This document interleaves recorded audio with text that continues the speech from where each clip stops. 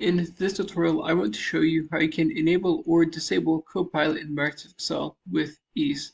So to do this, go to File, then all the way down to Options.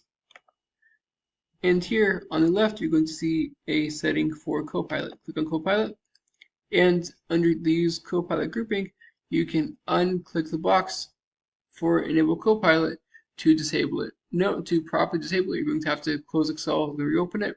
And whenever Copilot is enabled, there is another option where you can show the Copilot icon for highly relevant suggestions if you'd like to. And now I can click on Enable Copilot, click OK, and Copilot is now grayed out, and I will have to restart Excel to properly unenable Copilot. Now I can go to File, Options, and then Copilot, and then re-click the box to enable Copilot and click OK. But note that doesn't automatically re-enable Copilot. I then have to close out of Excel to get back to fully re-enable Copilot. That said, I hope you found this super helpful. If you did, like, subscribe, comment. Thank you for watching. Have a great day.